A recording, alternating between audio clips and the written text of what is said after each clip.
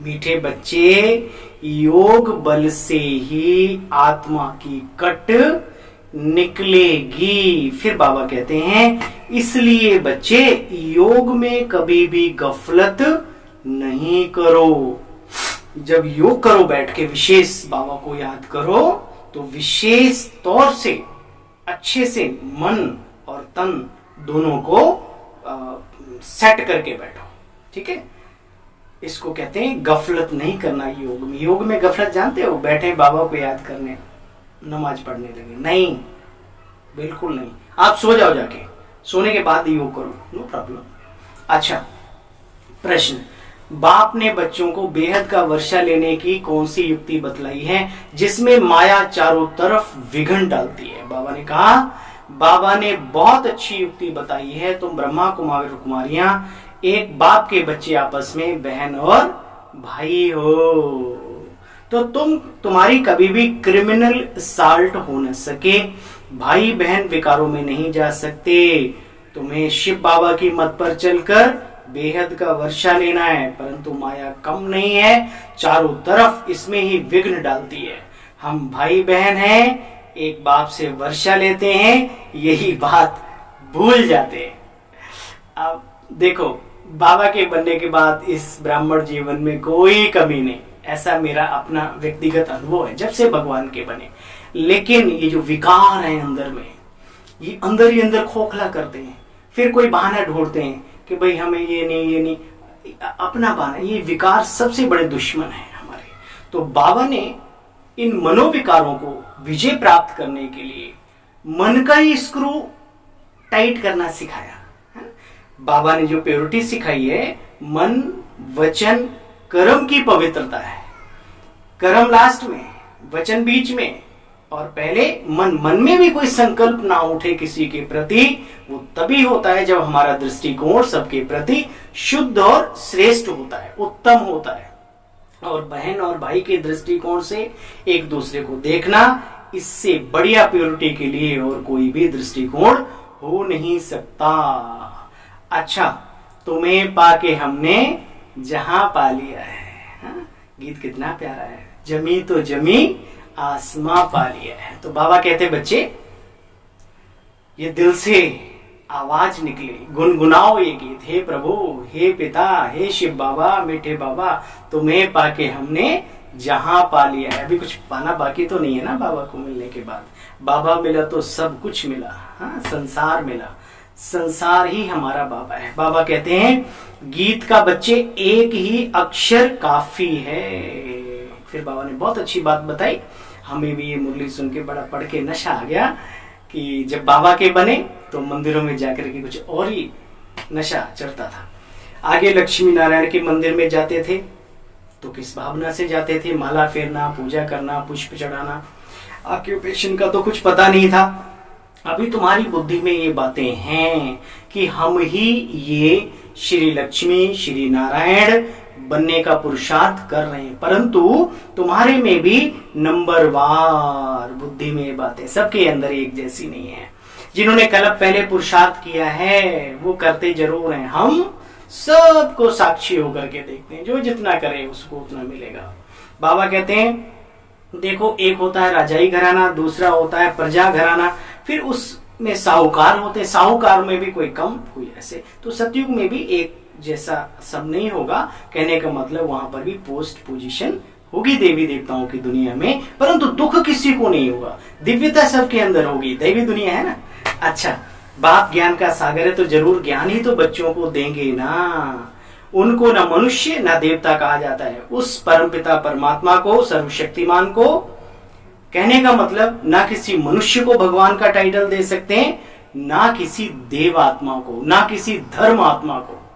वो एक ही है परमात्मा, वो सर्वोच्च सत्ता जो सब कुछ सिस्टेमेटिक चला रहा है ऑटोमेटिकली, है ना। हमारा पिता है, हम उसके बच्चे हैं। तो बाबा ने कहा उनको ही परमपिता परमात्मा कहा जाता है। भावनावश हम एक दूसरे को कुछ कह दें, डॉक्टर ने अच्छी दवाई दे दी, अरे डॉक्टर साहब आप तो मेरे लिए भगवान हो।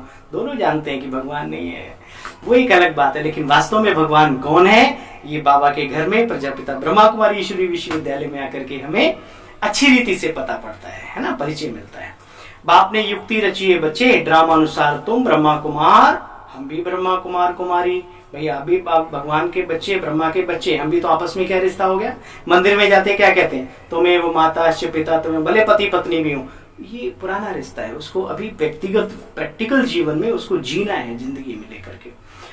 देखो बाबा कहते हैं बच्चे योग बल से ही कट निकलेगी और योग में कोई गफलत नहीं होनी चाहिए।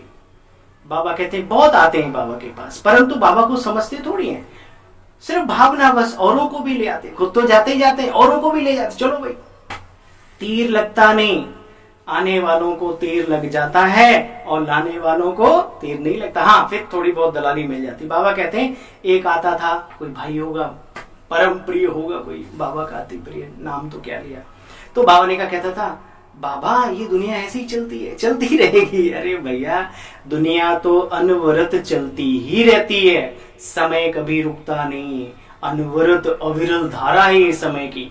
लेकिन परिवर्तन तो इसमें होता है ना, सत्ययुग, त्रेता युग, द्वापर, कलयुग। आत्मा अजर अमर है, प्रकृति का कण कण अजर अमर है, प्रकृति में परिवर्तन होता है। आत्मा अगला जन्म लेती है ना पुराना शरीर छोड़ के, ऐसी ये सृष्टि का भी है। तो बाबा कहते हैं, तो उनको विश्वास नहीं होता बाबा की बातों पर भी, फिर भी चलो सेवा कर रहे हैं, अच्छी बात है। बाबा कहते हैं उनको थोड़ी कुछ दलाली याद है, दलाली माना कमीशन मिल जाएगा थोड़ा बहुत।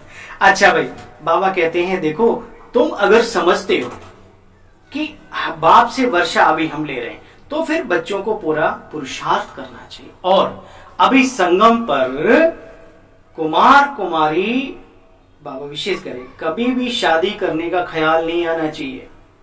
शादी हो गई बाबा के साथ, ठीक है, इधर उधर मतलब नहीं, बिल्कुल नहीं। बाबा कहते हैं इस समय की शादी का ख्याल सीधा बर्बादी, ठीक है। और शिव बाबा की याद, शिव बाबा के साथ संबंध जोड़ना, एक जीवन की नहीं, जन्म जन्म की, कल्प कल्प की आबादी। बाबा कहते हैं, फिर बच्चों को बाबा कहते हैं अच्छा बच्चे, बहुत प्यार से अपने मीठे मीठे प्यारे प्यारे बाबुल, बाबुल कहते हैं पिता को, बाबुल को याद करो। कितना प्यार का सागर है बाबा में, कितने प्यार से समझाते रहते हैं।